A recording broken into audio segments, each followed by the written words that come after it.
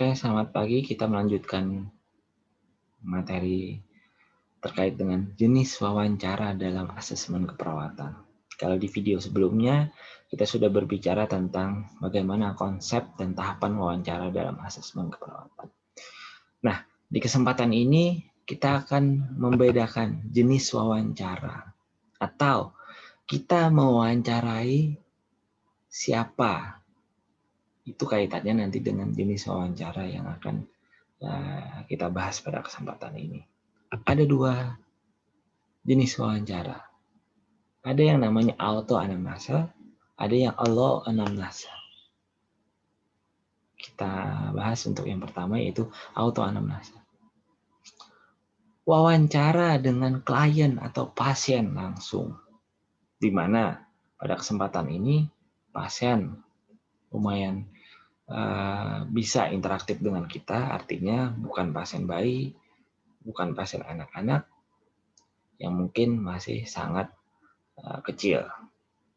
Atau dalam tingkat pendidikan bisa saja anak tersebut sudah menempuh sekolah dasar sehingga secara kognitif interaktif anak tersebut sudah lumayan bagus secara pola pemikirannya sehingga kita bisa melakukan autoanamnesa juga pada pasien dewasa atau lansia. Yang penting dalam kesempatan ini adalah pasien dalam kondisi sadar penuh, tidak mengalami penurunan kesadaran entah karena hal apapun, sehingga kita bisa menggali data seluas sedalam mungkin terkait dengan keluhan utama dia, riwayat penyakit masa lalu pasien kita, riwayat penyakit keluarga pada pasien kita, bisa kita gali sedalam dan seluas mungkin. Yang kedua adalah terkait dengan jenis wawancara yaitu allo anamnesa. Di sini kita melakukan wawancara dengan kedua orang tua misalkan, atau orang terdekat, bisa saudara, bisa adik, kakak, atau lingkungan keluarga yang dekat dengan pasien. Poin penting di sini adalah kita benar-benar harus memastikan sumber data untuk allo anamnesa ini benar-benar harus relevan. Dicirikan dengan misalkan pasien tersebut dalam kesehariannya tinggal dalam satu keluarga atau satu rumah.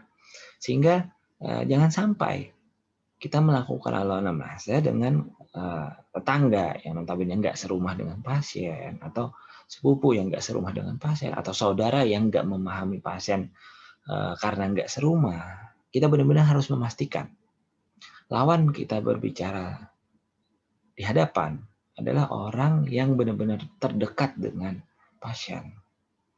Bisa saja pasien nggak satu rumah dengan orang tua karena sudah berkeluarga. Jadi bukan orang tua yang kita pakai untuk melakukan allo anamnesa. Kalau dia seorang laki-laki, dia sudah berkeluarga, berarti jika ada istrinya, maka istrinya yang akan kita lakukan wawancara mendalam.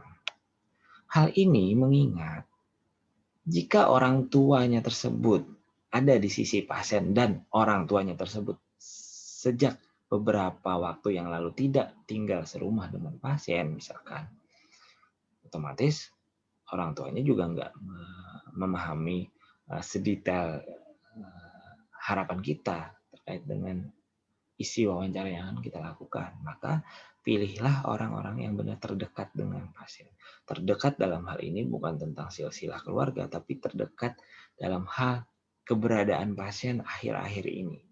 Sehingga harapan kita, kondisi pasien akhir-akhir ini bisa tergambarkan ketika kita melakukan allo anamnesa.